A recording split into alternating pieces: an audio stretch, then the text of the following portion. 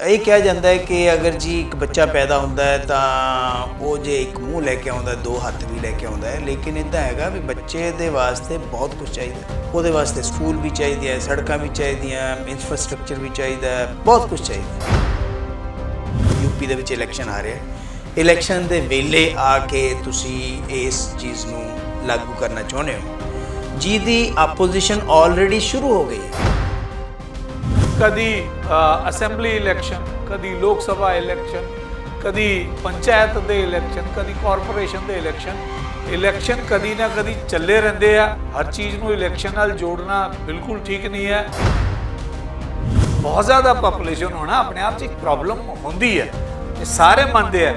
पर जो हिंदुस्तान च असीं दी गल करिए तो स्पैशली जो बीजेपी का कोई लीडर या बीजेपी की सरकार इदां दी कोई गल करती है तो साडे ओपोजिशन वाले या बुद्धिजीवी उहदे च प्रॉब्लम कड्ढनी शुरू कर दिंदे। इत्थे मेरा विरोध है। क्या ये एक्ट जिहड़ा हैगा कल्ले यूपी वास्ते होगा या इस मॉडल नूं होर जगह ते भी इहनूं रेप्लीकेट किया जाएगा? क्या यूपी अकेला पापूलेशन नूं कंट्रोल दा कानून बना सकदा है? ये नहीं है कि ਤੁਸੀਂ अचानक ਤੁਹਾਡੇ ਦਿਮਾਗ ਦੇ ਵਿੱਚ ਰਾਤ ਨੂੰ ਸੌਤੇ ਸਵੇਰੇ ਉੱਠ ਕੇ ਤੇ ਦੇਖਿਆ ਵੀ ਇਹ ਕਾਨੂੰਨ ਬਣਾ ਦਿਓ। ਇਸ ਤਰ੍ਹਾਂ ਨਹੀਂ, ਇਹਨੂੰ ਕਾਨੂੰਨੀ ਤੌਰ ਤੇ ਅਗਰ ਤੁਸੀਂ ਬੰਨ੍ਹਦੇ ਹੋ, ਉਹ ਤਾਂ ਇਹ ਹੈਗਾ ਵੀ ਤੁਸੀਂ ਕਿਸੇ ਦੇ ਹੱਥ ਬੰਨ੍ਹ ਕੇ ਥੱਪੜ ਮਾਰੀ ਚੱਲੋ, ਕਹੋ ਤੇਰਾ ਬੜਾ ਫਾਇਦਾ ਕਰ ਰਿਹਾ। ਉਹ ਗਵਰਨਮੈਂਟ ਦੇ ਵਿੱਚ ਤਾਂ ਗਵਰਨਮੈਂਟ ਨੂੰ ਜੋ ਐਮਪਲੋਇਮੈਂਟ ਦੇਣ ਵੇਲੇ ਹਰ ਤਰ੍ਹਾਂ ਦਾ ਖਿਆਲ ਰੱਖਣਾ ਪੈਂਦਾ ਹੈ, ਹਰ ਸੋਸ਼ਲ ਸਟਰਕਚਰ ਦਾ ਸਟ੍ਰੈਟਜੀ ਦਾ ਖਿਆਲ ਰੱਖਣਾ ਪੈਂਦਾ ਹੈ, ਲੇਕਿਨ ਗਵਰਨਮੈਂਟ ਕੋਲ ਨੌਕਰੀ ਹੈ ਹੀ ਕਿੱਥੇ? ਸਕਾਈ ਨਿਊਜ਼ ਪੰਜਾਬ ਦੇ ਹਰ ਦਰਸ਼ਕਾਂ ਨੂੰ ਸਤਿ ਸ੍ਰੀ ਅਕਾਲ। ਮੈਂ ਹਾਂ ਤੁਹਾਡੇ ਨਾਲ RS ਲਿਬਰੇਟ। ਪੰਜਾਬ ਸਹਿਤ ਲਾਗਲੀਆਂ ਸਟੇਟਾਂ 'ਚ ਵੀ ਚੋਣਾਂ ਨਜ਼ਦੀਕ ਆ ਰਹੀਆਂ ਨੇ। ਇਸ ਨੂੰ ਲੈ ਕੇ ਸਿਆਸੀ ਧਿਰਾਂ ਵੱਖਰੇ ਵੱਖਰੇ ਨੁਕਤੇ ਅਪਣਾ ਰਹੀਆਂ ਨੇ। ਇਹ ਪ੍ਰਭਾਵ ਜਾ ਰਿਹਾ ਲੋਕਾਂ 'ਤੇ ਅਤੇ ਜੋ ਆਮ ਰਾਏ ਬਣਦੀ ਹੈ ਉਸ ਨੂੰ ਇਹ ਰੀਪ੍ਰਜੈਂਟ ਵੀ ਕਰਦੀਆਂ ਨੇ। ਹੁਣ ਸੈਂਟਰ ਦੇ ਵਿੱਚ ਸੱਤਾ ਲਈ ਜ਼ਰੂਰੀ ਹੈ ਦੇਸ਼ ਦੇ ਵੱਡੇ ਰਾਜ ਉੱਤਰ ਪ੍ਰਦੇਸ਼ ਦੇ ਵਿੱਚ ਸੱਤਾ ਵਿੱਚ ਆਉਣਾ।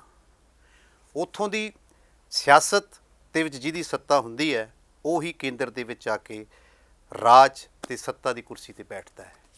ਪਿਛਲੇ ਦਿਨੀਂ ਉੱਤਰ ਪ੍ਰਦੇਸ਼ ਵੱਲੋਂ ਉੱਤਰ ਪ੍ਰਦੇਸ਼ ਦੀ ਸਰਕਾਰ ਵੱਲੋਂ ਇੱਕ ਬਿੱਲ ਜਾਰੀ ਕੀਤਾ ਗਿਆ, ਉਹਦੇ ਲਈ ਸੁਝਾਅ ਮੰਗੇ ਗਏ ਨੇ।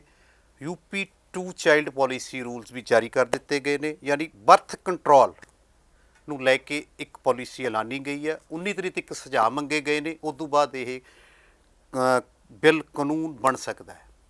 ਪਰ ਉਸ ਤੋਂ ਪਹਿਲਾਂ ਇਹ ਵਿਚਾਰਨ ਦੀ ਲੋੜ ਹੈ।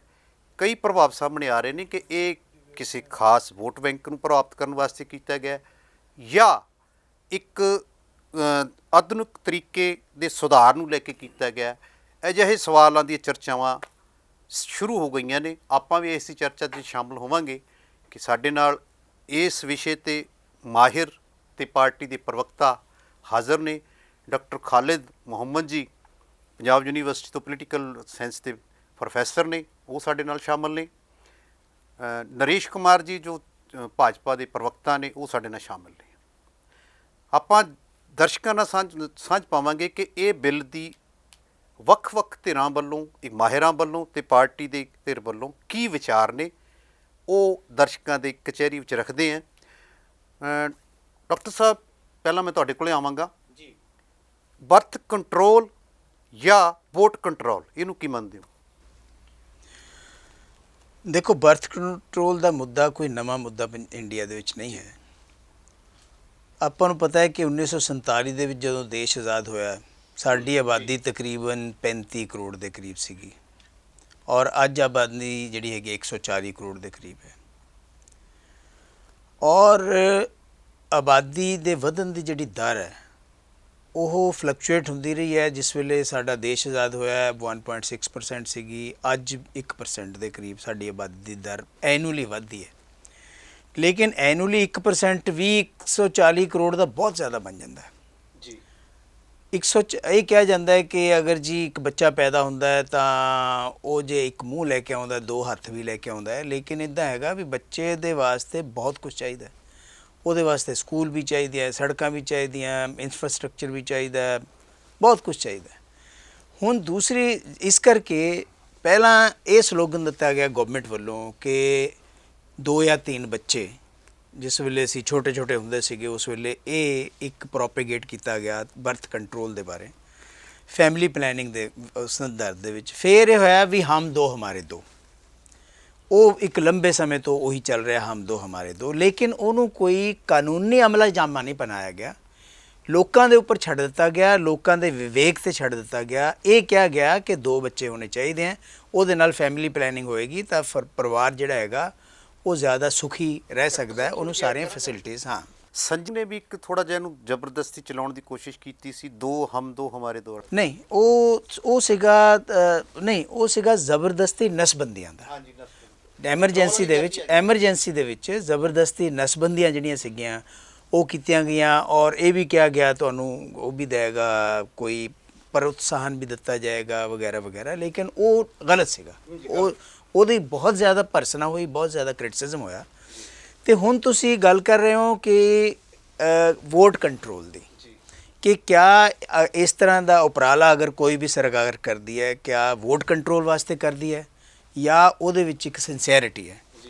ਜਿੱਥੇ ਤੱਕ ਤਾਂ ਸਿੰਸੀਅਰਿਟੀ ਦੀ ਗੱਲ ਹੈ ਤਾਂ ਇਹ ਦੇਖਣ ਵਾਲਾ ਹੈਗਾ ਕਿ ਇਹ ਇੱਕ ਕੰਸਿਸਟੈਂਟ ਚੱਲ ਰਿਹਾ ਹੈ ਜਾਂ ਇੱਕ ਪਾਰਟਿਕੂਲਰ ਟਾਈਮ 'ਤੇ ਆ ਕੇ ਕੀਤਾ ਜਾ ਰਿਹਾ। ਫੋਰ ਐਗਜ਼ਾਮਪਲ ਯੂਪੀ ਦੇ ਵਿੱਚ ਇਲੈਕਸ਼ਨ ਆ ਰਿਹਾ, ਇਲੈਕਸ਼ਨ ਦੇ ਵੇਲੇ ਆ ਕੇ ਤੁਸੀਂ ਇਸ ਚੀਜ਼ ਨੂੰ ਲਾਗੂ ਕਰਨਾ ਚਾਹੁੰਦੇ ਹੋ ਜਿਹਦੀ ਆਪੋਜੀਸ਼ਨ ਆਲਰੇਡੀ ਸ਼ੁਰੂ ਹੋ ਗਈ ਹੈ। ਮੈਂ ਤੁਹਾਨੂੰ ਦੱਸਦਾ, ਅਗਰ ਇਹ ਵੋਟ ਕੰਟਰੋਲ ਦਾ, ਵਿਸ਼ਵ ਹਿੰਦੂ ਪ੍ਰੀਸ਼ਦ ਨੇ ਓਪਨਲੀ ਇਸ ਚੀਜ਼ ਨੂੰ ਅਪੋਜ਼ ਕੀਤਾ ਹੈ, ਇਹ ਜਿਹੜਾ ਬਿੱਲ ਪ੍ਰਪੋਜ਼ ਕੀਤਾ ਗਿਆ। ਨਤੀਸ਼ ਕੁਮਾਰ ਜਿਹੜੇ ਕਿ ਬਿਹਾਰ ਦੇ CM ਹੈ, ਉਹਨਾਂ ਨੇ ਅੱਜ ਹੀ ਕਿਹਾ ਕਿ ਨਹੀਂ, ਬਿੱਲਾਂ ਦੇ ਨਾਲ ਕਾਨੂੰਨਾਂ ਦੇ ਨਾਲ ਇਹ ਚੀਜ਼ ਨਹੀਂ ਹੋਏਗੀ, ਬਲਕਿ ਇਹਦੇ ਵਿੱਚ ਲੋਕਾਂ ਦੇ ਵਿੱਚ ਜਾਗਰੂਕਤਾ ਲਿਆਂਦੀ ਜਾਵੇ। ਇਹਦਾ ਮਤਲਬ ਹੈ ਕਿ ਵਿਦਿਨ ਯੂਪੀ ਵੀ ਇਸ ਬਿੱਲ ਦੀ ਵਿਰੋਧਤਾ ਜਿਹੜੀ ਹੈਗੀ ਸ਼ੁਰੂ ਹੋ ਗਈ ਹੈ ਕਿ ਤੁਸੀਂ ਕਾਨੂੰਨੀ ਤੌਰ 'ਤੇ ਲੋਕਾਂ ਨੂੰ ਬੰਨ੍ਹ ਨਹੀਂ ਸਕਦੇ। ਅਗਰ ਤੁਸੀਂ ਫੋਰ ਐਗਜ਼ਾਮਪਲ ਕਹੋਗੇ ਜੀ ਤਾਂ ਤੁਹਾਨੂੰ ਅਸੀਂ ਕੋਈ ਉਹ ਨਹੀਂ ਦਿਆਂਗੇ, ਰਾਇਤ ਨਹੀਂ ਦਿਆਂਗੇ, ਤੁਹਾਨੂੰ ਅਸੀਂ ਕੋਈ ਸਰਕਾਰੀ ਨੌਕਰੀ ਨਹੀਂ ਦਿਆਂਗੇ, ਉਹ ਚੀਜ਼ ਕੱਲ੍ਹ ਨੂੰ ਕੋਰਟ ਦੇ ਵਿੱਚ ਚੈਲੰਜ ਹੋਏਗੀ, ਕਿਉਂਕਿ ਇੱਕ ਸਿਟੀਜ਼ਨ ਹੈ ਕੰਟਰੀ ਦਾ, ਔਰ ਕੰਟਰੀ ਦਾ ਸਿਟੀਜ਼ਨ ਜਿਹੜਾ ਹੈਗਾ ਉਹਨੂੰ ਕਿਵੇਂ ਤੁਸੀਂ ਡਿਨਾਈ ਕਰ ਸਕਦੇ ਹੋ ਜੋਬ ਅਗਰ ਉਹ ਕੁਆਲੀਫਾਈਡ ਹੈ। ਤਾਂ ਇਹ ਚੀਜ਼ਾਂ ਜਿਹੜੀਆਂ ਹੈਗੀਆਂ, ਔਰ ਜਿਹੜਾ ਯੋਗੀ ਆਦਿੱਤਿਆਨਾਥ CM ਹੈ ਯੂਪੀ ਦੇ, ਉਹਨਾਂ ਨੇ ਕਿਹਾ ਹੈ ਕਿ ਇੰਟੈਂਸ਼ਨ ਕੁਛ ਵੀ ਹੋਵੇ, ਲੇਕਿਨ ਉਹਨਾਂ ਨੇ ਐਪਰੈਂਟਲੀ ਇਹ ਗੱਲ ਕਹੀ ਹੈ ਕਿ ਜੀ ਇਹ ਕਮਿਊਨਿਟੀ ਸਪੈਸੀਫਿਕ ਨਹੀਂ ਹੈ, ਇਹ ਇੱਕ ਜਰਨਲ ਹੈ। ਅਗਰ ਜਰਨਲ ਹੈ ਤਾਂ ਸਾਰਿਆਂ ਨੂੰ ਆਪਣੀ ਆਪਣੀ ਰਾਏ ਰੱਖਣੀ ਚਾਹੀਦੀ ਹੈ, ਇਰਰਿਸਪੈਕਟਿਵ ਆਫ ਕਮਿਊਨਿਟੀ, ਕਿ ਇਹਦੇ ਪੋਜ਼ੀਟਿਵ ਤੇ ਨੈਗੇਟਿਵ ਐਸਪੈਕਟ ਕਿਆ ਹੈ। ਕਿਆ ਇਹ ਕਾਨੂੰਨ ਸੰਵਿਧਾਨ ਦੀ ਜਿਹੜੀ ਸਾਡੇ ਜਿਹੜੇ ਫੰਡਾਮੈਂਟਲ ਰਾਈਟਸ ਹੈ ਉਹਦੇ ਦਾਇਰੇ ਦੇ ਵਿੱਚ ਆਉਂਦਾ ਹੈ ਜਾਂ ਨਹੀਂ ਆਉਂਦਾ। ਅਗਰ ਸਾਡੇ ਫੰਡਾਮੈਂਟਲ ਰਾਈਟਸ ਦੀ ਕਿਤੇ ਵੀ ਵਿਰੋਧਤਾ ਕਰਦਾ ਤਾਂ ਇਹ ਕਾਨੂੰਨ ਨਹੀਂ ਬਣਨਾ ਚਾਹੀਦਾ। ਅਗਰ ਸਾਡੇ ਜਿਹੜੇ ਰਾਈਟਸ ਹੈ ਔਰ ਹਿਊਮਨ ਰਾਈਟਸ ਹੈ ਉਹਦੇ ਅਨੁਕੂਲ ਹੈ ਤਾਂ ਇਹ ਕਾਨੂੰਨ ਲਾਗੂ ਹੋਣਾ ਚਾਹੀਦਾ। ਇਹ ਚੀਜ਼ ਦੇ ਬਾਰੇ ਇੱਕ ਓਪਨ ਡਿਬੇਟ ਹੋਣੀ ਚਾਹੀਦੀ ਹੈ। ਤੱਤ ਪੜੱਤੀ ਦੇ ਵਿੱਚ ਜਲਦੀ ਦੇ ਵਿੱਚ ਇਸ ਤਰ੍ਹਾਂ ਦਾ ਕਾਨੂੰਨ ਅਗਰ ਬੰਦ ਹੈ ਜਾਂ ਲਾਗੂ ਹੁੰਦਾ ਹੈ, ਉਹ ਲੋਕ ਨਹੀਂ ਮੰਨਣਗੇ ਜਾਂ ਫਿਰ ਅਦਾਲਤਾਂ ਦੇ ਚੱਕਰਾਂ ਦੇ ਵਿੱਚ ਫਸ ਕੇ ਰਹਿ ਜਾਏਗਾ। ਇਸ ਕਰਕੇ ਇਸ ਕਾਨੂੰਨ ਨੂੰ ਮੈਂ ਇਸ ਤਰੀਕੇ ਦੇ ਨਾਲ ਦੇਖਦਾ, ਜਲਦੀ ਨਹੀਂ ਕਰਨੀ ਚਾਹੀਦੀ। ਨਰੇਸ਼ ਜੀ, ਵੋਟ ਕੰਟਰੋਲ ਜਾਂ ਬਰਥ ਕੰਟਰੋਲ? ਇਹ ਦੇਖੋ ਜੀ, ਪ੍ਰੋਫੈਸਰ ਸਾਹਿਬ ਨੇ ਬੜੇ ਤਰੀਕੇ ਨਾਲ ਆਪਣੀ ਗੱਲ ਰੱਖੀ, ਮੈਂ ਸਹਿਮਤ ਵੀ ਹਾਂ। ਤੁਸੀਂ ਇਸ ਬਿੱਲ ਨੂੰ ਲਿਆਉਣ ਦਾ ਸਮੇਂ ਦੇਖੋ, 11 ਜੁਲਾਈ ਨੂੰ ਇਹ ਬਿੱਲ ਦੀ ਘੋਸ਼ਣਾ ਕੀਤੀ ਗਈ। 11 ਜੁਲਾਈ ਹੁੰਦਾ ਵਰਲਡ ਪਾਪੂਲੇਸ਼ਨ ਡੇ।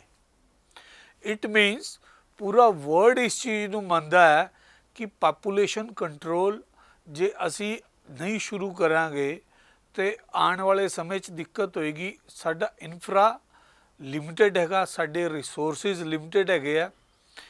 ਬਾਕੀ ਦੇਸ਼ਾਂ ਨਾਲੋਂ ਅਗਰ ਦੇਖੀਏ, ਉਹਨਾਂ ਨੇ ਪਹਿਲਾਂ ਕੰਟਰੋਲ ਕਰ ਲਿਆ। ਸਾਡੀ 15% ਆਬਾਦੀ ਸਾਡੀ ਪੂਰੇ ਵਰਲਡ 'ਚ ਹੈਗੀ ਆ, ਬਟ ਸਾਡੇ ਰਿਸੋਰਸਿਸ 5% ਹੈ। ਜੇ ਅਸੀਂ ਹਰ ਚੀਜ਼ ਨੂੰ ਇਲੈਕਸ਼ਨ ਨਾਲ, ਪੋਲੀਟਿਕਸ ਨਾਲ, ਵੋਟਸ ਨਾਲ ਦੇਖ ਲਾਂਗੇ ਤੇ ਪੂਰੇ ਦੇਸ਼ ਵਿੱਚ ਕਦੀ ਅਸੈਂਬਲੀ ਇਲੈਕਸ਼ਨ, ਕਦੀ ਲੋਕ ਸਭਾ ਇਲੈਕਸ਼ਨ, ਕਦੀ ਪੰਚਾਇਤ ਦੇ ਇਲੈਕਸ਼ਨ, ਕਦੀ ਕਾਰਪੋਰੇਸ਼ਨ ਦੇ ਇਲੈਕਸ਼ਨ ਕਦੀ ਨਾ ਕਦੀ ਚੱਲੇ ਰਹਿੰਦੇ ਆ। ਹਰ ਚੀਜ਼ ਨੂੰ ਇਲੈਕਸ਼ਨ ਨਾਲ ਜੋੜਨਾ ਬਿਲਕੁਲ ਠੀਕ ਨਹੀਂ ਹੈ। ਡਿਵੈਲਪਮੈਂਟ ਵਾਸਤੇ ਕਦੀ ਨਾ ਕਦੀ ਤੁਹਾਨੂੰ ਸਖਤ ਕਦਮ ਉਠਾਉਣੇ ਪੈਣੇ ਆ। ਹੁਣ ਐਡੀ ਵੱਡੀ ਮਹਾਮਾਰੀ 'ਚੋਂ ਅਸੀਂ ਹੁਣ ਵੀ ਨਿਕਲ ਰਹੇ ਹਾਂ, ਚਲੋ ਰੱਬ ਦੀ ਦਇਆ ਨਾਲ ਕਾਫੀ ਕੰਟਰੋਲ ਰਿਹਾ।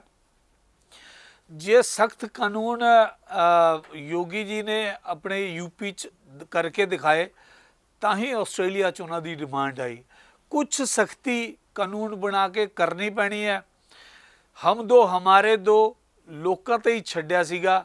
ਲੋਕਾਂ ਨੂੰ ਜਾਗਰੂਕ ਕਰਨ ਵਾਸਤੇ ਸਰਕਾਰਾਂ ਨੇ ਬੜਾ ਪੈਸਾ ਵੀ ਖਰਚਿਆ, ਬੜੀ ਸਕੀਮਾਂ ਵੀ ਚਲਾਈਆਂ, ਪਰ ਲੋਕਾਂ ਨੇ ਉਸ ਚੀਜ਼ ਨੂੰ ਸਮਝਿਆ ਨਹੀਂ। ਅੱਜ ਜਦੋਂ ਨੌਕਰੀ ਦੀ ਗੱਲ ਕਰਦੇ ਆ, ਅੱਜ ਜਦੋਂ ਮਹਾਮਾਰੀ 'ਚ ਹਸਪੀਟਲਾਂ ਦੀ ਸਾਡੀ ਕਮੀ ਹੋ ਗਈ, ਅੱਜ ਜਦੋਂ ਟਰਾਂਸਪੋਰਟੇਸ਼ਨ ਦੀ ਸਾਨੂੰ ਦਿੱਕਤ ਆਉਂਦੀ ਹੈ, ਤਾਂ ਸਮਝ ਇਹੀ ਆਉਂਦਾ ਕਿ ਜੇ ਅੱਜ ਵੀ ਅਸੀਂ ਨਾ ਜਾਗੇ, ਪਾਣੀ ਵਾਸਤੇ ਤਰਾਹੀਮਾਮ ਜੇ ਹੋ ਰਹੀ ਹੈ, ਜੇ ਅੱਜ ਵੀ ਅਸੀਂ ਥੋੜ੍ਹੀ ਜਿਹੀ ਇਹਦੇ 'ਚ ਵੀ ਸਖਤੀ ਐਡੀ ਨਹੀਂ ਹੈਗੀ ਕਿ ਵੀ ਸਾਨੂੰ ਕਿਤੇ ਬਹੁਤ ਜ਼ਿਆਦਾ ਸਮੱਸਿਆ ਹੋਵੇ। ਜਾਗਰੂਕਤਾ ਦੇ ਨਾਲ ਇਹਦੀ ਸਖਤੀ ਹੋ ਰਹੀ ਹੈ।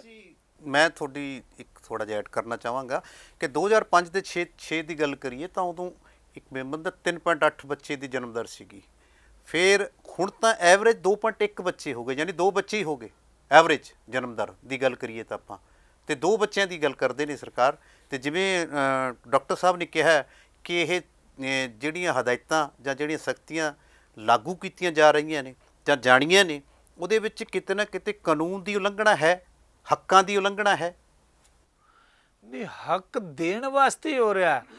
ਕਿਸੇ ਕੋਲ 4 ਬੱਚੇ ਆ, ਉਹਦੇ ਹੱਕ ਉਹਦੇ ਕੋਲ, ਜਿਹਦੇ ਕੋਲ 1 ਬੱਚਾ ਉਹਦੇ ਕੋਲ ਹੱਕ ਵੀ ਨਹੀਂ ਜਾ ਪਾਉਂਦਾ ਜੀ। ਹੱਕ ਦੀ ਉਲੰਘਣਾ ਕਿੱਥੇ? ਜਿੱਥੇ ਡਿਊਟੀਜ਼ ਹੁੰਦੀਆਂ ਨਾ, ਆਪਣੇ ਡਿਊਟੀਜ਼ ਲੋਕੀ ਭੁੱਲ ਰਹੇ ਆ, ਆਪਣੇ ਅਧਿਕਾਰ ਤਾਂ ਸਾਰਿਆਂ ਨੂੰ ਯਾਦ ਹੈ। ਜਦੋਂ ਕੋਈ ਇੱਕ ਸਾਰੀ 4 ਬੱਚੇ ਹੈਗੇ, ਸਾਰਿਆਂ ਨੂੰ ਡੈਮੋਕ੍ਰੈਟਿਕ ਰਾਈਟ ਹੈ, ਨੌਕਰੀ ਲੈਣ ਉਹ ਜਾਊਗਾ। ਪਰ ਜੇ ਕਿਤੇ ਪਾਬੰਦੀ ਹੋਈ ਤਾਂ ਅਗਲੇ ਨੂੰ ਲੱਗੂ। ਅੱਜ ਸਾਨੂੰ ਇਸ ਚੀਜ਼ 'ਚ ਸਮੱਸਿਆ ਲੱਗ ਰਹੀ ਹੈ, ਪਰ ਇਹਦਾ ਤੁਸੀਂ ਵਾਈਡ ਐਂਗਲ ਜੇ ਦੇਖੋ, ਤੁਹਾਨੂੰ ਆਪਣਾ ਦੇਸ਼ ਹੀ ਸੁਧਰਦਾ ਦਿਖੇਗਾ ਉਹਦੇ 'ਚ। ਡਾਕਟਰ ਸਾਹਿਬ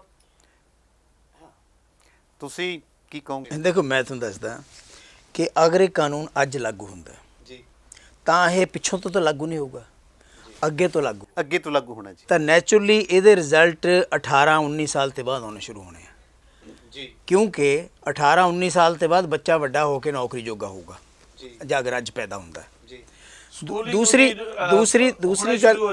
ਗੱਲ ਇਹ ਹੈਗੀ ਹੈ ਕਿ ਇਹ ਜਿਹੜਾ ਕਾਨੂੰਨ ਅਗਰ ਇਹ ਐਕਟ ਬਣਦਾ ਹੈ, ਜੀ, ਕਿਆ ਇਹ ਐਕਟ ਜਿਹੜਾ ਹੈਗਾ ਇਕੱਲੇ ਯੂਪੀ ਵਾਸਤੇ ਹੋਊਗਾ ਜਾਂ ਇਸ ਮਾਡਲ ਨੂੰ ਹੋਰ ਜਗ੍ਹਾ ਤੇ ਵੀ ਇਹਨੂੰ ਰੈਪਲੀਕੇਟ ਕੀਤਾ ਜਾਏਗਾ?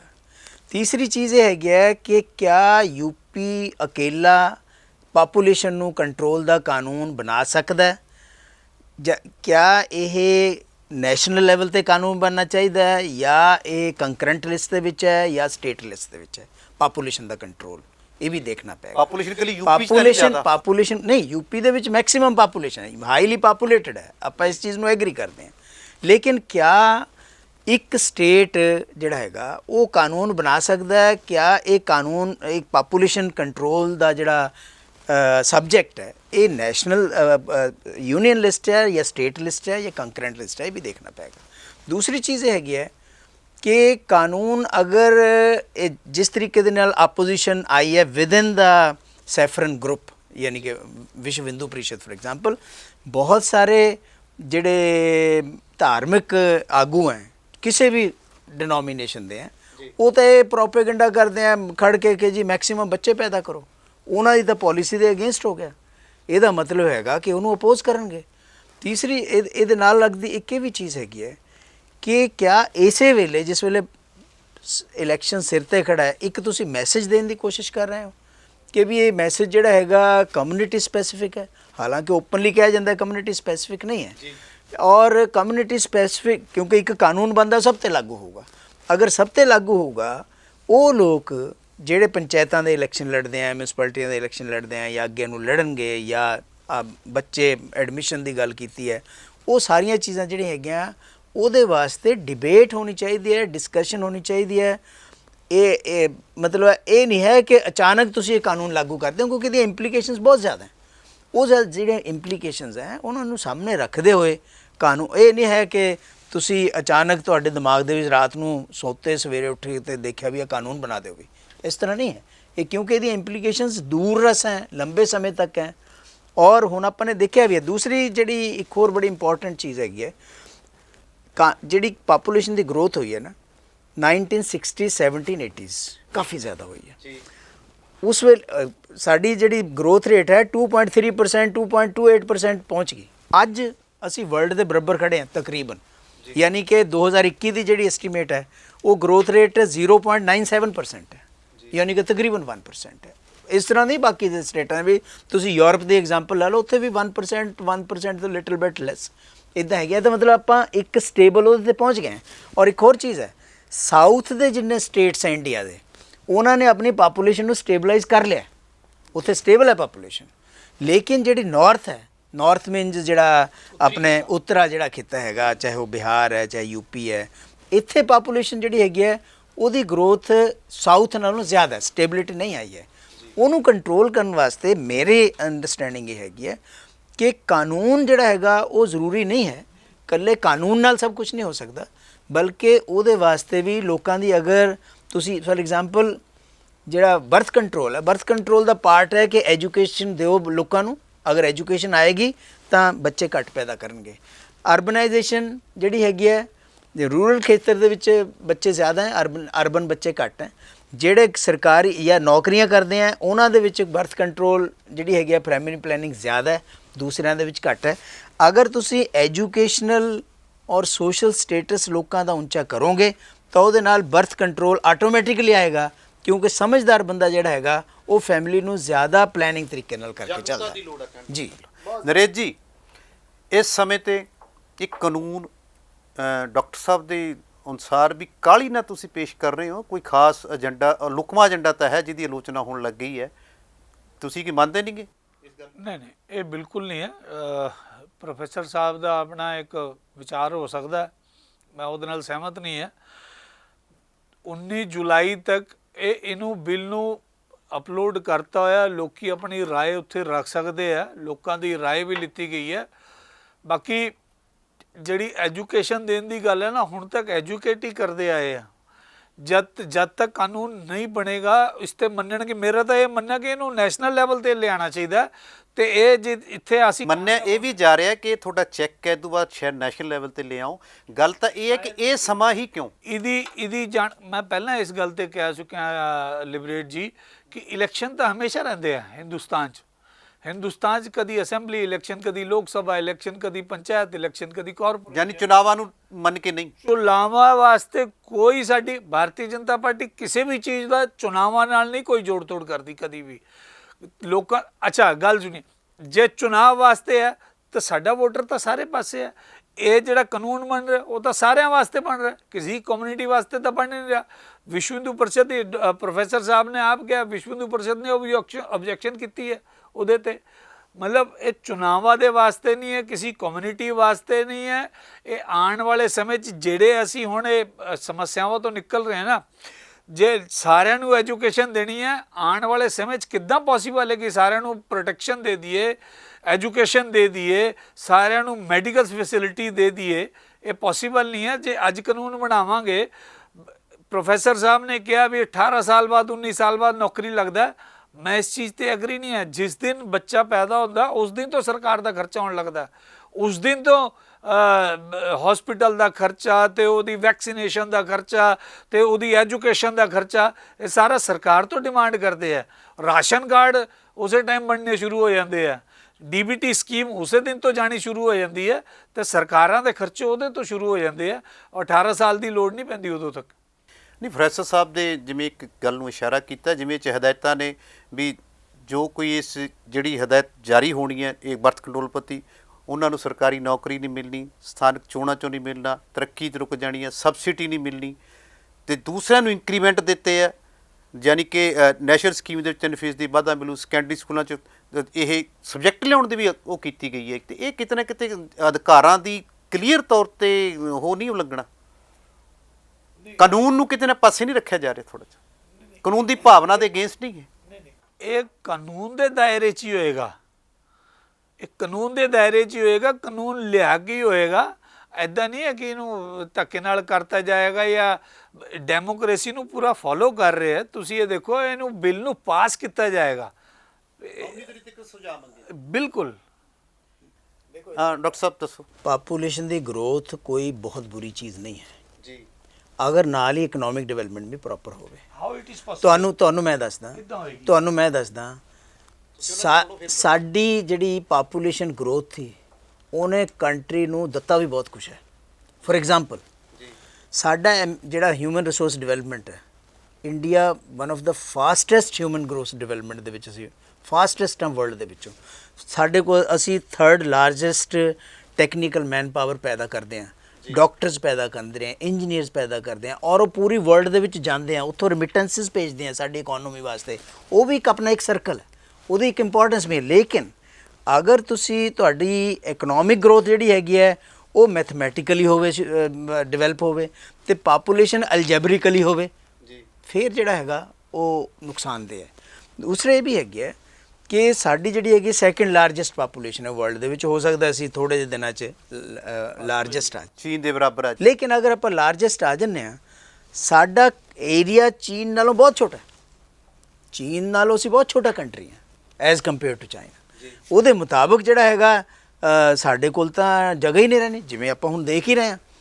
ਉਹਦਾ ਇੱਕ ਨੈਗੇਟਿਵ ਐਸਪੈਕਟ ਵੀ ਹੈ। ਲੇਕਿਨ ਮੈਂ ਇੰਨਾ ਜ਼ਰੂਰ ਕਹਿਣਾ ਕਿ ਜਿਸ ਵੇਲੇ ਤੁਸੀਂ ਪਾਪੂਲੇਸ਼ਨ ਨੂੰ ਕੰਟਰੋਲ ਦੀ ਗੱਲ ਕਰਦੇ ਹੋ ਤਾਂ ਉਹਦੇ ਵਿੱਚ ਅਗਰ ਤੁਸੀਂ ਆਪਣੇ ਸੋਸ਼ੀਓ ਇਕਨੋਮਿਕ ਪੈਰਾਮੀਟਰ ਨੂੰ ਡਿਵੈਲਪ ਕਰੋਗੇ ਤਾਂ ਪਾਪੂਲੇਸ਼ਨ ਗਰੋਥ ਆਪਣੇ ਆਪ ਰੁਕੂਗੀ। ਅਸੀਂ ਆਪ ਕੰਟਰੋਲ ਕੀਤੀ ਹੈ, 1% ਤੇ ਲੈ ਕੇ ਆਏ ਹਾਂ।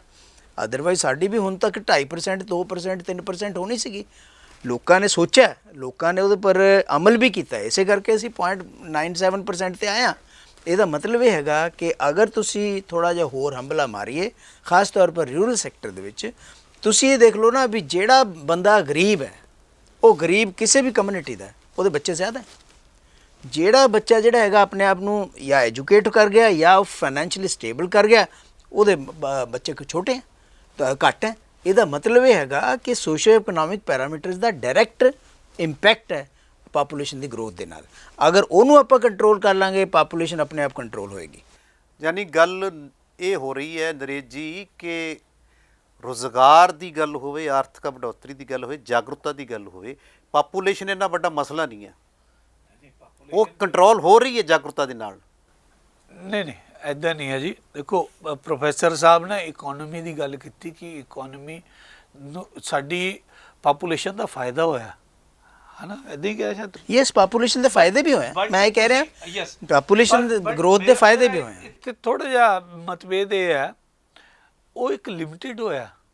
ਤੁਹਾਡੀ ਜਦੋਂ ਪਾਪੂਲੇਸ਼ਨ ਰੈਗੂਲਰ ਵਧੇਗੀ, ਇਨਫਰਾ ਕਿੱਥੋਂ ਲਿਆਵਾਂਗੇ ਅਸੀਂ? ਜੇ ਅੱਜ ਸਖਤ ਕਾਨੂੰਨ, ਇਹ ਸਖਤ ਕਾਨੂੰਨ ਨਹੀਂ ਹੈਗੇ ਵੈਸੇ, ਇਹ ਜਾਗਰੂਕਤਾ ਵਾਲੇ ਕਾਨੂੰਨ ਹੈਗੇ ਆ। ਜੇ ਤੁਸੀਂ ਇਹਨੂੰ ਦੇਖੋ, 2 ਬੱਚਿਆਂ 'ਤੇ ਕੋਈ ਪਾਬੰਦੀ ਨਹੀਂ ਹੈ, ਪਾਬੰਦੀ 3 'ਤੇ ਵੀ ਨਹੀਂ ਹੈਗੀ, ਬਸ ਉਹਨੂੰ ਫੈਸਿਲਿਟੀਜ਼ ਨਹੀਂ ਮਿਲਣਗੀਆਂ। ਜੋ ਫੈਸਿਲਿਟੀ 2 ਬੱਚਿਆਂ ਵਾਲੇ ਨੂੰ ਮਿਲਣੀ ਚਾਹੀਦੀ, ਉਹ 4 ਵਾਲਾ ਕਿਉਂ ਲੈ ਰਿਹਾ ਜੀ? ਅਧਿਕਾਰ ਉਹਨੇ ਆਪਣੇ ਪਰਿਵਾਰ 'ਤੇ ਕੰਟਰੋਲ ਕਰ ਰਿਹਾ, ਉਹ ਪੈਸਾ ਕਮਾ ਕੇ ਟੈਕਸ ਸਰਕਾਰ ਨੂੰ ਦੇ ਰਿਹਾ ਸਾਰਿਆਂ ਵਾਸਤੇ, ਉਹਦੇ ਬੱਚਿਆਂ ਨੂੰ ਮਿਲੇ ਉਹ ਫਾਇਦਾ ਕੋਈ ਹੋਰ ਲੈ ਜਾਂਦਾ, ਉਹਦਾ ਰਾਸ਼ਨ ਕੋਈ ਹੋਰ ਲੈ ਜਾਂਦਾ। ਅਤੇ ਇਹ ਜਾਗਰੂਕਤਾ ਲਿਆ ਕੇ ਅਸੀਂ ਕੰਟਰੋਲ ਤਾਂ ਕਰ ਲਿਆ, ਹੁਣ ਥੋੜ੍ਹੀ ਜਿਹੀ ਸਖਤੀ ਨਾਲ ਸਾਨੂੰ ਦੇਸ਼ ਵਾਸਤੇ ਵੀ ਸੋਚਣਾ ਪੈਣਾ। ਇੱਕ ਚੀਜ਼ ਮੈਂ ਹੋਰ ਜੋੜਾਂਗਾ ਇਹਦੇ ਨਾਲ, ਇੱਕ ਜਿਹੜੀ ਇਲਿਟਰੇਸੀ ਜਿੱਥੇ ਹੈਗੀ ਆ, ਉੱਥੇ ਇੱਕ ਚੀਜ਼ ਸੋਸ਼ਲ ਬੜੀ ਜਿਹੜੀ ਮੈਨੂੰ ਆਪਣੀ ਪਰਸਨਲੀ ਵੀ ਪਿੰਚ ਕਰਦੀ ਹੈ, ਮੁੰਡਾ ਹੋਣ ਦੀ ਜਿਹੜੀ ਇੱਕ ਚਾਹਤ ਲੋਕਾਂ 'ਚ ਹੈਗੀ, ਉਹ ਕੁੜੀਆਂ ਨਾਲ ਬੜਾ ਵਿਤਕਰਾ ਹੁੰਦਾ ਉੱਥੇ। ਜਦ ਤੱਕ ਮੁੰਡਾ ਨਹੀਂ ਹੋ ਜਾਂਦਾ ਨਾ, ਤਾਂ ਤੱਕ ਪਰਿਵਾਰ ਵਧਾਉਂਦੇ ਰਹਿੰਦੇ। ਉਹ ਕੁੜੀਆਂ ਜਿਹੜੇ ਪਰਿਵਾਰ ਟੁੱਟਦੇ, ਉਹ ਟੁੱਟਣੋਂ ਵੀ ਬਚਣਗੇ ਤੁਸੀਂ ਜੇ ਉਸ ਐਂਗਲ ਨਾਲ ਵੀ ਸੋਚੋਗੇ, ਤੇ ਉਹਨਾਂ ਨੂੰ ਵੀ ਅਧਿਕਾਰ ਮਿਲੇਗਾ। ਦੋਨੋਂ ਪਾਸੇ ਇਨਫਰਾ 'ਚ ਵੀ ਸਾਨੂੰ ਫਾਇਦਾ ਹੋਏਗਾ, ਸੋਸ਼ਲ ਵੀ ਅਸੀਂ ਬੜੇ ਮਜ਼ਬੂਤ ਹੋਵਾਂਗੇ। ਇਹਨੂੰ ਉਸ ਪਾਸੇ ਨਾਲ ਦੇਖਿਆ ਜਾਵੇ, ਕਮਿਊਨਿਟੀ ਵੱਲ ਨਾ ਦੇਖਿਆ ਜਾਵੇ, ਇਹ ਮੇਰੀ ਬੇਨਤੀ ਹੈ। ਦੇਖੋ ਇੱਦਾਂ ਹੈਗਾ। ਹਾਂ ਡਾਕਟਰ ਸਾਹਿਬ ਸਹਿਮਤ ਨਹੀਂ ਥੋੜ੍ਹਾ ਗੱਲ? ਮੈਂ ਤੁਹਾਨੂੰ ਦੱਸਦਾ ਵੀ ਇਸ ਬਿੱਲ ਦੇ ਵਿੱਚ ਇਹ ਕੀ ਹੈਗਾ ਕਿ ਜਿਹੜੇ ਗਵਰਨਮੈਂਟ ਸੈਕਟਰ ਦੇ ਵਿੱਚ ਲੋਕ ਕੰਮ ਕਰ ਰਹੇ ਆ, ਉਹਨਾਂ ਨੂੰ ਇਨਕਰੇਜ ਕੀਤਾ ਜਾਵੇਗਾ ਇੱਕ ਬੱਚਾ। ਹਾਂਜੀ, ਉਹ ਕੁਝ ਪੈਸੇ ਵੀ ਦੇਣਗੇ। ਹਾਂਜੀ, ਅਗਰ ਫॉर एग्जांपल ਮੇਰੇ ਇੱਕ ਬੱਚਾ ਹੈ, ਮੇਰੇ ਭਰਾ ਦੇ ਵੀ ਇੱਕ ਬੱਚਾ ਹੈ, ਹੋਰ ਵੀ ਹੈ, ਤੁਹਾਨੂੰ ਪਤਾ ਹੈ ਵੀ ਸਾਡਾ ਪਰਿਵਾਰ ਕਿੱਥੇ ਜਾ ਰਿਹਾ, ਸਮਾਜਿਕ ਤੌਰ ਦੇ ਉੱਪਰ ਰਿਸ਼ਤੇ ਕਿਵੇਂ ਮਰ ਰਹੇ ਆ। ਬੱਚਿਆਂ ਨੂੰ ਇਹ ਨਹੀਂ ਪਤਾ ਮਾਸੀ ਕੌਣ ਹੁੰਦੀ ਹੈ, ਭੂਆ ਕੌਣ ਹੁੰਦੀ ਹੈ, ਕਿਉਂਕਿ ਬੱਚਾ ਇੱਕ ਹੈ, ਔਰ ਉਹਦੀ ਆਪਣੀ ਸਾਈਕੋਲੋਜੀਕਲ ਪ੍ਰੋਬਲਮਸ ਵੀ ਬੜੀਆਂ ਜ਼ਬਰਦਸਤ ਹੈ। ਇੱਕ ਬੱਚੇ ਦੀਆਂ। ਇਸ ਕਰਕੇ ਮੈਂ ਇਹ ਕਹਿ ਰਿਹਾ ਕਿ ਇਹਨੂੰ ਕਾਨੂੰਨੀ ਤੌਰ ਤੇ ਅਗਰ ਤੁਸੀਂ ਬੰਨ੍ਹਦੇ ਹੋ, ਉਹ ਤਾਂ ਇਹ ਹੈਗਾ ਵੀ ਤੁਸੀਂ ਕਿਸੇ ਦੇ ਹੱਥ ਬੰਨ੍ਹ ਕੇ ਥੱਪੜ ਮਾਰੀ ਚੱਲੋ, ਕਹੋ ਤੇਰਾ ਬੜਾ ਫਾਇਦਾ ਕਰ ਰਿਹਾ ਮੈਂ, ਸਮਝੇ ਨੇ, ਉਹ ਚੀਜ਼ ਹੈ। ਯਾਨੀ ਇਹ ਹੈਗਾ ਵੀ ਤੁਸੀਂ ਕਹੋ ਵੀ ਭਾਈ ਮੈਂ ਤੇਰਾ ਫਾਇਦਾ ਕਰਨਾ ਚਾਹੁੰਦਾ, ਦੇਖ ਆਹ ਦੋ ਚੀਜ਼ਾਂ ਹੈਗੀਆਂ, ਇਹਦੇ ਆਹ ਫਾਇਦੇ ਆ, ਆਹ ਨੁਕਸਾਨ ਹੈ, ਔਰ ਇਹ ਚੀਜ਼ ਅਗਰ ਇਨਕੋਰਪੋਰੇਟ ਹੁੰਦੀ ਹੈ, ਔਰ ਸਕੂਲਾਂ ਦੇ ਸਿਲੇਬਸ ਦੇ ਵਿੱਚ ਹੁਣ ਵੀ ਹੈਗਾ, ਪਾਪੂਲੇਸ਼ਨ ਕੰਟਰੋਲ, ਫੈਮਿਲੀ ਪਲੈਨਿੰਗ ਜਿਹੜੀ ਹੈਗੀ ਹੈ ਪੜ੍ਹਾਈ ਜਾਂਦੀ ਹੈ ਸਕੂਲਾਂ ਦੇ ਵਿੱਚ, ਹੁਣ ਵੀ ਪੜ੍ਹਾਈ ਜਾਂਦੀ ਹੈ। ਔਰ ਜਿੰਨੇ ਬੱਚੇ ਬੜੇ, ਮੈਂ ਇੱਕ ਸਰਵੇ ਕਰ ਲਓ, ਇਹ ਸਰਵੇ ਹੋਏ ਵੀ ਹੈ ਕਿ ਜਿਹੜੇ ਬੱਚੇ ਸਕੂਲ ਸਿਸਟਮ ਦੇ ਵਿੱਚੋਂ ਜ਼ਿਆਦਾ ਪੜ੍ਹ ਕੇ ਨਿਕਲੇ ਆ, ਜਿਨ੍ਹਾਂ ਨੇ ਸਾਰਾ ਕੁਝ ਪਤਾ ਹੈ, ਉਹਨਾਂ ਨੇ ਆਪਣੇ ਅੱਗੇ ਜਾ ਕੇ ਜਦ ਬੜੇ ਹੋਏ ਆ, ਉਹਨਾਂ ਨੇ ਆਪਣੀ ਪਾਪੂਲੇਸ਼ਨ ਨੂੰ, ਆਪਣੀ ਫੈਮਿਲੀ ਨੂੰ ਕੰਟਰੋਲ ਕੀਤਾ। ਲੇਕਿਨ ਜਿਹੜੇ ਸਕੂਲ 'ਚ ਪਹੁੰਚੇ ਨਹੀਂ, ਜਿਹੜੇ ਬਿਲਕੁਲ ਉਹ ਹੈ ਉੱਥੇ, ਇਸੀ ਕਰਕੇ ਨਹੀਂ ਪਹੁੰਚ ਪਾਏ ਜੀ, ਸਾਡੀ ਪਾਪੂਲੇਸ਼ਨ ਦੀ ਡੈਂਸਿਟੀ ਇੰਨੀ ਜ਼ਿਆਦਾ। ਨਰੇਸ਼ ਜੀ ਕਹਿਣ ਇਹਨਾਂ ਦੀ ਗੱਲ ਤੇ ਤਸਦੀਕ ਕਰਦੀ ਹੈ ਕਿ ਆਪਾਂ ਸਿੱਖਿਆ ਦਾ ਮਿਆਰ, ਰੁਜ਼ਗਾਰ ਦਾ ਮਿਆਰ, ਇੱਕ ਇਹ ਚੀਜ਼ ਤੁਹਾਨੂੰ ਮੈਂ ਦੱਸਾਂ, ਇਹ ਕਹਿੰਦੇ ਜੀ ਗਵਰਨਮੈਂਟ ਇੱਕ ਮਿੰਟ, ਜਦੋਂ ਪਾਪੂਲੇਸ਼ਨ ਅਗਰ ਜ਼ਿਆਦਾ ਹੋਏਗੀ, ਮੈਂ ਉਹੀ ਤਾਂ ਅਸੀਂ ਕਹਿ ਰਹੇ, ਸਾਡਾ ਪਾਰਟੀ ਦਾ ਵਿਜ਼ਨ ਵੀ ਇਹੀ ਹੈ, ਇਨਫਰਾ ਕਿੱਥੋਂ ਆਏਗਾ? ਤੁਹਾਨੂੰ ਮੈਂ ਦੱਸਦਾ ਜੀ, ਗਵਰਨਮੈਂਟ ਕਹਿੰਦੇ ਨਹੀਂ ਗਵਰਨਮੈਂਟ ਜੌਬ ਨਹੀਂ ਮਿਲੇਗੀ, ਹਰ ਸੈਕਟਰ ਦੇ ਵਿੱਚੋਂ ਗਵਰਨਮੈਂਟ ਭੱਜ ਰਹੀ ਹੈ, ਸਾਰਾ ਕੁਝ ਤਾਂ ਪ੍ਰਾਈਵੇਟਾਈਜੇਸ਼ਨ ਹੋ ਰਹੀ ਹੈ। ਜਦ ਪ੍ਰਾਈਵੇਟਾਈਜੇਸ਼ਨ ਹੋ ਰਹੀ ਹੈ ਤਾਂ ਨੌਕਰੀਆਂ ਦਾ ਪ੍ਰਾਈਵੇਟ ਸੈਕਟਰ ਦੇ ਵਿੱਚ ਅੱਜ ਵੀ ਤਾਂ ਗੱਲ ਹੀ ਨਹੀਂ ਹੈ ਜੀ, ਅੱਜ ਯੈਸ ਉਹਦੇ ਵਿੱਚ ਇਹੀ ਹੈ, ਉਹਦੇ ਵਿੱਚ ਕਾਨੂੰਨ ਦੇ ਵਿੱਚ ਇਹੀ ਹੈ ਕਿ ਸਰਕਾਰੀ ਜੌਬ ਨਹੀਂ ਮਿਲੂਗੀ ਜਿਹਦੇ ਦੋ ਤੋਂ ਬੱਚੇ, ਸਮਝੇ ਨਹੀਂ? ਯਾਨੀ ਇਹਦਾ ਮਤਲਬ ਇਹ ਹੈਗਾ ਕਿ ਸਰਕਾਰ ਤਾਂ, ਮੈਂ ਤੁਹਾਨੂੰ ਸੱਚ ਕਹਿ ਰਿਹਾ, ਕਿਸੇ ਵੀ ਸੈਕਟਰ ਨੂੰ ਲੈ ਲਓ, ਮੈਂ ਤਾਂ ਐਜੂਕੇਸ਼ਨ 'ਚੋਂ ਹਾਂ, ਕਿਸੇ ਵੀ ਸੈਕਟਰ ਨੂੰ ਲੈ ਲਓ, ਸਰਕਾਰ ਇਜ਼ ਵਿਡਰਾਇੰਗ, ਸਰਕਾਰ ਕਹਿੰਦੀ ਸਾਡੇ ਕੋਲ ਤਾਂ ਹੈ ਹੀ। ਚਲੋ ਇੱਕ ਗੱਲ ਕਰਦੇ ਹਾਂ, ਇੱਕ ਗੱਲ ਚੱਲੀਏ ਨਿੱਜੀਕਰਨ ਦੀ। ਇਹ ਤਾਂ ਸਰਕਾਰੀ ਨੌਕਰੀਆਂ 'ਚ ਹੋ ਗਿਆ, ਪ੍ਰਾਈਵੇਟ ਸੈਕਟਰ 'ਚ ਕਿਵੇਂ ਇੰਪਲੀਮੈਂਟ? ਨਹੀਂ, ਉੱਥੇ ਨਹੀਂ ਹੋ ਸਕਦਾ। ਉਹਦੀ ਕੋਈ ਨੀਤੀ ਹੈ? ਉਹਦੀ ਵੀ ਨੀਤੀ ਮੈਨੂੰ ਲੱਗਦਾ ਕੋਈ ਨਾ ਕੋਈ ਬਣਨੀ ਚਾਹੀਦੀ ਹੈ ਜੀ। ਨਹੀਂ, ਉੱਥੇ ਤਾਂ ਇੰਪਲੀਮੈਂਟ ਹੋਣ ਦੀ ਸੰਭਾਵਨਾ ਹੱਕ 'ਚ ਹੈ ਜੀ। ਦੇਖੋ, ਉਹਦੀ ਵੀ ਨੀਤੀ ਬਣਨੀ ਚਾਹੀਦੀ। ਪ੍ਰਾਈਵੇਟ ਸੈਕਟਰ ਦਾ ਉਹ ਕਹਿੰਦਾ ਮੈਂ ਉਸ ਬੰਦੇ ਨੂੰ ਰੱਖਣਾ ਜਿਹੜਾ ਡਿਲੀਵਰ ਕਰੂਗਾ, ਜਿਹੜਾ ਕੰਮ ਕਰੇਗਾ। ਉੱਥੇ ਥੋੜੀ ਹੈ ਵੀ ਰਿਜ਼ਰਵੇਸ਼ਨ ਹੋਏਗੀ ਜੀ, ਉੱਥੇ ਆ ਹੋਏਗਾ, ਉਹ ਉਸ ਤਰ੍ਹਾਂ ਦਾ ਕੁਝ ਨਹੀਂ ਹੈ ਉੱਥੇ। ਉਹ ਕਹਿੰਦਾ ਜੀ ਤੇਰੀ ਆਹ ਕੁਆਲੀਫਿਕੇਸ਼ਨ ਹੈ, ਤੂੰ ਤੇ ਤੋਂ ਇੰਨਾ ਕੰਮ ਲੈਣਾ, ਤੇ ਤੋਂ ਇੰਨਾ ਮੈਂ ਐਕਸਪੈਕਟ ਕਰਦਾ, ਬੋਲ ਕਰ ਸਕਦਾ ਨਹੀਂ ਕਰ ਸਕਦਾ, ਹਾਇਰ ਐਂਡ ਫਾਇਰ ਹੈ ਉੱਥੇ ਤਾਂ। ਉੱਥੇ ਕੋਈ ਵੀ ਬੰਦਾ ਅਗਰ ਆਪਣੇ ਆਪ ਨੂੰ ਪ੍ਰੂਵ ਕਰਦਾ ਉਹ ਸਕਸੈਸਫੁਲ ਹੈ। ਹੁਣ ਗਵਰਨਮੈਂਟ ਦੇ ਵਿੱਚ ਤਾਂ ਸਭ ਕੁਝ ਬਰਾਬਰ ਹੋ ਜਾਂਦਾ ਨਾ, ਉਹ ਗਵਰਨਮੈਂਟ ਦੇ ਵਿੱਚ ਤਾਂ ਗਵਰਨਮੈਂਟ ਨੂੰ ਜੋ ਐਮਪਲੋਇਮੈਂਟ ਦੇਣ ਵੇਲੇ ਹਰ ਤਰ੍ਹਾਂ ਦਾ ਖਿਆਲ ਰੱਖਣਾ ਪੈਂਦਾ ਹੈ, ਹਰ ਸੋਸ਼ਲ ਸਟਰਕਚਰ ਦਾ ਸਟਾਟਸ ਦਾ ਖਿਆਲ ਰੱਖਣਾ ਪੈਂਦਾ ਹੈ। ਲੇਕਿਨ ਗਵਰਨਮੈਂਟ ਕੋਲ ਨੌਕਰੀ ਹੈ ਹੀ ਕਿੱਥੇ? ਤੁਸੀਂ ਦੇਖੋ ਨਾ ਵੀ ਆਪਾਂ ਗਵਰਨਮੈਂਟ ਦੇ ਜਿਹੜੇ ਰੋਜ਼ਗਾਰ ਹੈ, ਆਪਾਂ ਪਿਛਲੇ ਕਿੰਨੇ ਸਾਲਾਂ ਦੇ ਡਾਟਾ ਚੱਕ ਕੇ ਦੇਖ ਲਓ, ਸਭ ਤੋਂ ਥੱਲੇ ਨਿਗਾਰ ਤੇ ਖੜੇ ਆ ਅੱਜ ਵੇਲੇ। ਪ੍ਰਾਈਵੇਟ ਸੈਕਟਰ ਨੇ ਰੋਜ਼ਗਾਰ ਦੇਣਾ, ਪ੍ਰਾਈਵੇਟ ਸੈਕਟਰ ਦੇ ਵਿੱਚ ਇਹ ਲਾਗੂ ਨਹੀਂ ਹੋ ਸਕਦਾ। ਨਰੇਸ਼ ਜੀ, ਇੱਕ ਗੱਲ ਨਿਕਲ ਕੇ ਆਈ ਹੈ ਕਿ ਇਹ ਬਿੱਲ ਕਾਹਲੀ ਨਾਲ ਪੇਸ਼ ਕੀਤਾ ਜਾ ਰਿਹਾ, ਤੇ ਸੁਣੋ 2 ਮਿੰਟ, ਕਾਹਲੀ ਨਾਲ ਪੇਸ਼ ਕੀਤਾ, ਇਹਦੇ ਪੂਰਾ ਵਿਚਾਰ ਕਰਨ ਦੀ ਲੋੜ ਹੈ। ਦੂਸਰਾ ਇਹ ਹੈ ਕਿ ਇਹ ਕਾਨੂੰਨੀ ਹਨਨ ਵੀ ਕਰ ਰਿਹਾ ਹੈ, ਲੋਕਾਂ ਦੇ ਹੱਕਾਂ ਦੀ ਵੀ ਗੱਲ ਕਰ ਰਿਹਾ। ਇੱਕ ਜਿਹੜੀ ਪ੍ਰਾਈਵੇਟ ਸੈਕਟਰ ਦੀ ਗੱਲ ਕੀਤੀ, ਉੱਥੇ ਆਪਣੀ ਕੋਈ ਨੀਤੀ ਨਹੀਂ ਹੈ ਤੱਕ ਚੰਗੀ ਤਰ੍ਹਾਂ, ਇਹ ਕਿਤੇ ਨਾ ਕਿਤੇ ਅਧੂਰਾਪਣ ਤਾਂ ਸ਼ੋਅ ਕਰ ਹੀ ਰਹੀ ਹੈ। ਤੁਸੀਂ ਲਿਬਰੇਟ ਜੀ ਇੰਨੇ ਪੁਰਾਣੇ ਪੱਤਰਕਾਰ ਹੈ, ਤੁਸੀਂ ਵੀ ਸਾਰਾ ਦੇਖਿਆ ਹੋਣਾ, ਇਹ ਕਾਨੂੰਨ ਦੀ ਡਿਮਾਂਡ ਪਿਛਲੇ ਕਈ ਸਾਲਾਂ ਤੋਂ ਸੀਗੀ। ਜੇ ਅਸੀਂ ਤਾਂ ਫਿਰ ਡੈਮੋਕ੍ਰੈਟਿਕ ਵੇ ਨਾਲ ਲੈ ਕੇ ਆਏ ਆ ਇਹਨੂੰ, ਕਾਂਗਰਸ ਨੇ ਜ਼ਬਰਦਸਤੀ ਨਸਬੰਦੀ ਕਰਕੇ ਇਹਨੂੰ ਲਾਗੂ ਕਰਨ ਦੀ ਕੋਸ਼ਿਸ਼। ਚਲੋ ਉਹਨਾਂ ਨੇ ਗਲਤੀ ਕੀਤੀ ਹੈ, ਤੁਸੀਂ ਥੋੜੀ ਕਰਨੀ ਹੁਣ। ਅਸੀਂ ਗਲਤੀ ਕਰ ਹੀ ਨਹੀਂ ਰਹੇ ਜੀ, ਅਸੀਂ ਗਲਤੀ ਨਹੀਂ ਕਰ ਰਹੇ, ਅਸੀਂ ਜਬਰੀ ਤਾਂ ਕਰ ਹੀ ਨਹੀਂ ਰਹੇ ਇਹਨੂੰ, ਅਸੀਂ ਇਹਨੂੰ ਆਪਸ਼ਨਲ ਕੀਤਾ। ਆਈਦਰ ਤੁਸੀਂ ਇਹ ਕਰ ਲਓ, ਨਹੀਂ ਤਾਂ ਤੁਹਾਨੂੰ ਫੈਸਿਲਿਟੀਜ਼ ਨਹੀਂ ਮਿਲਣਗੀਆਂ, ਦੈਟਸ ਆਲ। ਇਹਦੇ 'ਚ ਅਸੀਂ ਜਬਰੀ ਤਾਂ ਕਰ ਹੀ ਨਹੀਂ ਰਹੇ। ਜਿਹੜੇ 19 ਨੂੰ ਸੁਝਾਅ ਆਉਣੇ ਹੈ, ਜੇ ਸੁਝਾਅ ਜ਼ਿਆਦਾ ਨੈਗੇਟਿਵ ਆ ਗਏ ਤਾਂ ਫਿਰ ਰੁਕ ਜਾਊਗਾ, ਉਸ 'ਤੇ ਵਿਚਾਰ ਕੀਤਾ ਜਾਏਗਾ। ਔਰ ਮੈਨੂੰ ਲੱਗਦਾ ਨਹੀਂ ਪਿਛਲੇ 15-20 ਸਾਲਾਂ ਤੋਂ ਤਾਂ ਮੈਂ ਦੇਖ ਰਿਹਾ ਕਿ ਵੀ ਲੋਕਾਂ ਦੀ ਡਿਮਾਂਡ ਸੀਗੀ ਇਹਦੇ 'ਤੇ ਪਾਪੂਲੇਸ਼ਨ 'ਤੇ ਲੈ ਕੇ ਆਂਦਾ ਜਾਵੇ ਇਹ ਕਾਨੂੰਨ। ਪਾਪੂਲੇਸ਼ਨ ਵਰਲਡ ਡੇ 'ਤੇ ਲੈ ਕੇ ਆਇਆ, ਮਤਲਬ ਪਾਪੂਲੇਸ਼ਨ ਕੰਟਰੋਲ ਹੋਣੀ ਚਾਹੀਦੀ ਹੈ, ਪੂਰੇ ਵਰਲਡ ਦੀ ਸੋਚ ਹੈ, ਸਿਰਫ ਯੋਗੀ ਜੀ ਦੀ ਸੋਚ ਨਹੀਂ ਹੈਗੀ। ਤੇ ਅਸੀਂ ਕਿਆ ਵਰਲਡ ਤੋਂ ਬਾਹਰ ਹੈ? ਪਾਪੂਲੇਸ਼ਨ ਆਪਣੇ ਆਪ 'ਚ ਬਹੁਤ ਜ਼ਿਆਦਾ ਪਾਪੂਲੇਸ਼ਨ ਹੋਣਾ ਆਪਣੇ ਆਪ 'ਚ ਇੱਕ ਪ੍ਰੋਬਲਮ ਹੁੰਦੀ ਹੈ, ਇਹ ਸਾਰੇ ਮੰਨਦੇ ਆ। ਪਰ ਜਦੋਂ ਹਿੰਦੁਸਤਾਨ 'ਚ ਅਸੀਂ ਇਹਦੀ ਗੱਲ ਕਰੀਏ ਤਾਂ ਸਪੈਸ਼ਲੀ ਜਦੋਂ ਬੀਜੇਪੀ ਦਾ ਕੋਈ ਲੀਡਰ ਜਾਂ ਬੀਜੇਪੀ ਦੀ ਸਰਕਾਰ ਇੱਦਾਂ ਦੀ ਕੋਈ ਗੱਲ ਕਰਦੀ ਹੈ ਤਾਂ ਸਾਡੇ ਓਪੋਜੀਸ਼ਨ ਵਾਲੇ ਜਾਂ ਬੁੱਧੀਜੀਵੀ ਉਹਦੇ 'ਚ ਪ੍ਰੋਬਲਮ ਕੱਢਣੀ ਸ਼ੁਰੂ ਕਰ ਦਿੰਦੇ ਆ। ਇੱਥੇ ਮੇਰਾ ਵਿਰੋਧ ਹੈ ਅਤੇ ਮੇਰੀ ਬੇਨਤੀ ਵੀ ਹੈ ਕਿ ਹਰ ਚੀਜ਼ 'ਚ ਪ੍ਰੋਬਲਮ ਕੱਢਣਾ ਨਹੀਂ, ਉਹਦੇ ਪੋਜ਼ੀਟਿਵ ਸਾਈਡ ਵੀ ਦੇਖਣਾ ਚਾਹੀਦਾ। ਸਿੱਕੇ ਦੇ 2 ਪਹਿਲੂ ਹੈ, ਹਰ ਚੀਜ਼ ਦਾ ਵਿਰੋਧ ਕਰਨਾ ਮੈਨੂੰ ਨਹੀਂ ਲੱਗਦਾ ਕਿ ਠੀਕ ਹੈ। ਪ੍ਰੋਫੈਸਰ ਸਾਹਿਬ ਨੇ ਸ਼ੁਰੂ 'ਚ ਮੰਨਿਆ ਵੀ ਕੁਝ ਚੀਜ਼ਾਂ ਅੱਛੀਆਂ ਹੈਗੀਆਂ ਇਹਦੇ 'ਚ, ਪਰ ਹਰ ਚੀਜ਼ ਨੈਗੇਟਿਵ ਮੇਰੇ ਹਿਸਾਬ ਨਾਲ ਠੀਕ ਨਹੀਂ ਹੈਗਾ। ਅੱਜ ਸਾਰੀ ਦੁਨੀਆ ਜਦੋਂ ਪਾਪੂਲੇਸ਼ਨ ਕੰਟਰੋਲ ਦੇ ਪਾਸੇ ਜਾ ਰਹੀ ਹੈ ਤੇ ਸਾਨੂੰ ਵੀ ਉਹਦੇ ਅੱਛੀ ਚੀਜ਼ਾਂ ਦੇਖਣੀ ਚਾਹੀਦੀਆਂ। ਪ੍ਰੋਫੈਸਰ ਸਾਹਿਬ ਦੇਖੋ ਇੱਦਾਂ ਹੈ ਵੀ ਵਰਲਡ ਦੇ ਕਈ ਖਿੱਤੇ ਐਸੇ ਹੈ ਜਿੱਥੇ ਪਾਪੂਲੇਸ਼ਨ ਨੈਗੇਟਿਵ ਦੇ ਵਿੱਚ ਜਾ ਰਹੀ ਹੈ ਜੀ, ਉੱਥੇ ਪਾਪੂਲੇਸ਼ਨ ਕੰਟਰੋਲ ਦੀ ਗੱਲ ਨਹੀਂ ਹੈ।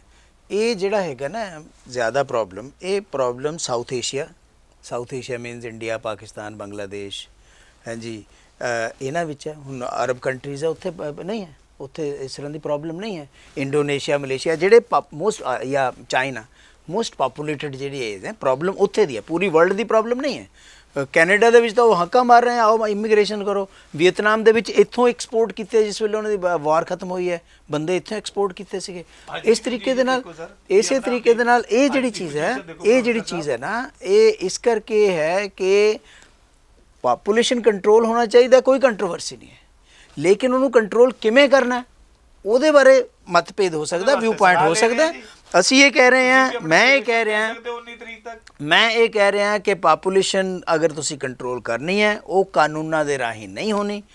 ਤੁਸੀਂ ਲੋਕਾਂ ਦਾ ਸੋਸ਼ਲ ਤੇ ਇਕਨੋਮਿਕ ਸਟੇਟਸ ਉੱਚਾ ਕਰੋ, ਰੋਜ਼ਗਾਰ ਦੇਵੋ, ਐਜੂਕੇਸ਼ਨ ਦੇਵੋ। ਤਾਂ ਨਹੀਂ ਤੁਸੀਂ ਦਿਓ, ਪਹਿਲਾਂ ਵੀ ਤਾਂ ਦਿੱਤੀ ਹੈ ਨਾ। ਆਪਾਂ 16% ਲਿਟਰੇਸੀ ਰੇਟ ਤੋਂ ਆਪਾਂ 70% ਤੇ ਆ ਕੇ ਖੜੇ ਹਾਂ ਉਸ ਸਿਸਟਮ ਦੇ ਵਿੱਚ।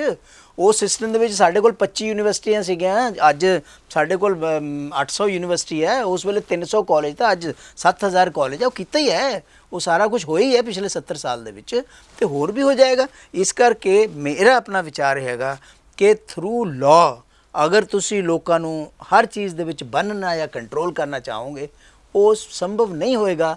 ਇਹੋ ਜਿਹਾ ਕਾਨੂੰਨ ਵਿਫਲ ਹੋ ਜਾਏਗਾ, ਆਈ ਟੈਲ ਯੂ, ਕਿਉਂਕਿ ਲੋਕਾਂ ਨੇ ਉਸ ਚੀਜ਼ ਨੂੰ ਨਹੀਂ ਮੰਨਣਾ। ਇਹ ਚਰਚਾ ਦੇ ਵਿੱਚ ਇਹ ਚੀਜ਼ ਨਿਕਲ ਕੇ ਆਈ ਹੈ ਕਿ ਮਾਹਿਰਾਂ ਦਾ ਮੰਨਣਾ ਕਿ ਹਜੇ ਇਹ 'ਤੇ ਹੋਰ ਵਿਚਾਰ ਕਰਨ ਦੀ ਲੋੜ ਹੈ, ਇਹਨੂੰ ਚੰਗੀ ਤਰ੍ਹਾਂ ਸਮਝਣ ਦੀ ਲੋੜ ਹੈ। ਕਾਨੂੰਨ ਦੇ ਜਿਹੜੀ ਕੋਈ ਸਖਤ ਹਦਾਇਤ ਜਾਰੀ ਕਰਕੇ ਇਹਦੇ ਰਿਜ਼ਲਟ ਠੀਕ ਨਹੀਂ ਹੋਣਗੇ, ਅਤੇ ਜਿਹੜੇ ਸੰਵਿਧਾਨ ਅੰਦਰ ਅਸੀਂ ਕੰਮ ਕਰ ਰਹੇ ਹਾਂ ਉਹਦੇ ਰਹਿਤ ਜਿਹੜੇ ਦਿੱਤੇ ਗਏ ਹੱਕਾਂ ਦਾ ਹਨਨ ਹੋਏਗਾ।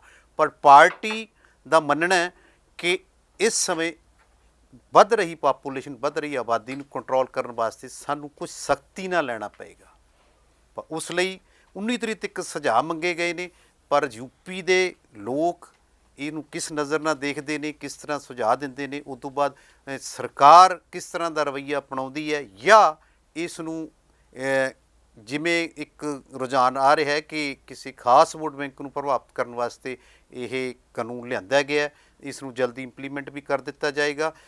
ਇਹ ਉਸ ਤੱਕ ਸਫਲ ਹੁੰਦੀ ਹੈ ਜਾਂ ਇਸ ਨੂੰ ਰੋਕਿਆ ਜਾ ਸਕਦਾ। ਇਹ ਹੋ ਸਕਦਾ ਸਰਕਾਰ ਦਾ ਇੱਕ ਤੀਰ ਵੀ ਹੋਏ, ਵੀ ਇੱਕ ਵਾਰੀ ਚੈੱਕ ਕਰਕੇ ਦੇਖ ਲਈਏ ਕੀ ਬਣਦਾ, ਪਰ ਉਹ ਹਜੇ ਭਵਿੱਖ ਦੇ ਗਰਭ ਵਿੱਚ ਹੈ। ਲੋਕ ਇਸ ਨੂੰ ਕਿਸ ਤਰ੍ਹਾਂ ਲੈਂਦੇ ਨੇ, ਮਾਹਰ ਇਸ ਨੂੰ ਕਿਸ ਤਰ੍ਹਾਂ ਲੈਂਦੇ ਨੇ, ਸਰਕਾਰ ਇਸ ਦੇ ਪ੍ਰਤੀ ਕੀ ਰਵੱਈਆ ਵਰਤਦੀ ਹੈ, ਇਹ ਹਜੇ ਆਉਣ ਵਾਲੇ ਦਿਨਾਂ ਦੀ ਗੱਲ ਹੈ।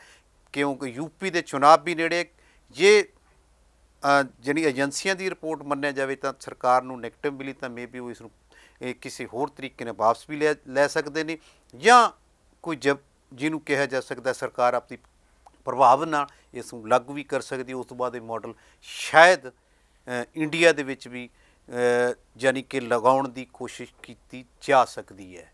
ਇਹ ਲੋਕਾਂ ਦੇ ਰਾਏ ਦੇ ਸਿਰ 'ਤੇ ਹੈ, ਜਾਂ ਇੱਥੇ ਇੱਕ ਬਹੁਤ ਵੱਡੀ ਇੱਕ ਹੋਰ ਵੀ ਡਿਊਟੀ ਹੈ ਓਪੋਜੀਸ਼ਨ ਦੀ। ਓਪੋਜੀਸ਼ਨ ਧਿਰ ਆਪਦੀ ਭੂਮਿਕਾ ਕਿਸ ਤਰ੍ਹਾਂ ਨਿਭਾਉਂਦੀ ਹੈ, ਜਾਂ ਮਾਹਿਰ ਤਾਂ ਚਰਚਾਵਾਂ ਛਿੜ ਗਈਆਂ ਨੇ, ਇਹ ਕਿਹੜਾ ਰੁੱਖ ਲੈਂਦੀਆਂ ਨੇ, ਇਹ ਆਉਣ ਵਾਲੇ ਦਿਨ 'ਚ ਪਤਾ ਲੱਗੇ ਰਹੇਗਾ। ਅਸੀਂ ਇਹੋ ਜਿਹੇ ਵਿਚਾਰ ਜਨਤਾ ਦੀ ਕਚਹਿਰੀ ਵਿੱਚ ਰੱਖਦੇ ਰਹਿੰਦੇ ਹਾਂ, ਉਹ ਆਪਣੀ ਰਾਏ ਇਹਦੇ ਵਿੱਚ ਰੱਖਣ, ਕਿਉਂਕਿ ਉਹਦਾ ਰਾਈਟ ਹੈ। ਇੱਥੇ ਵੀ ਹੱਕਾਂ ਦੀ ਗੱਲ ਕੀਤੀ ਜਾ ਰਹੀ ਹੈ ਕਿ ਜੇ ਇਹ ਸਖਤ ਹਦਾਇਤਾਂ ਜਾਰੀ ਹੁੰਦੀਆਂ, ਕਿਤੇ ਨਾ ਕਿਤੇ ਹੱਕਾਂ ਦਾ ਹਨਨ ਹੋਏਗਾ। ਲੋਕ ਆਪਣੇ ਹੱਕ ਕਿਸ ਤਰ੍ਹਾਂ ਵਰਤਣਗੇ, ਇਹ ਆਉਣ ਵਾਲੇ ਭਵਿੱਖ 'ਚ ਪਤਾ ਲੱਗੇਗਾ। ਭਵਿੱਖ ਦੇ ਗਰਭ ਵਿੱਚ ਹੈ। ਅਸੀਂ ਇਹ ਵਿਚਾਰ, ਇਹੋ ਜਿਹੀਆਂ ਚਰਚਾਵਾਂ ਦਰਸ਼ਕਾਂ ਵਿੱਚ ਲੈ ਕੇ ਆਉਂਦੇ ਆਉਂਦੇ ਹਾਂ। ਜੇ ਦਰਸ਼ਕਾਂ ਨੂੰ ਸਾਡੀ ਇਹ ਪ੍ਰੋਗਰਾਮ ਅੱਛਾ ਅਤੇ ਠੀਕ ਲੱਗਦਾ ਹੈ ਤਾਂ ਇਸ ਨੂੰ ਪ੍ਰੋਗਰਾਮ ਨੂੰ ਸ਼ੇਅਰ ਅਤੇ ਲਾਈਕ ਜ਼ਰੂਰ ਕਰ ਦੇਣ, ਅਤੇ ਚੈਨਲ ਨੂੰ ਸਬਸਕ੍ਰਾਈਬ ਵੀ ਕਰ ਦੇਣ, ਅਤੇ ਲਗਾਤਾਰ ਦੇਖਦੇ ਰਹਿਣ ਸਕਾਈ ਨਿਊਜ਼ ਪੰਜਾਬ।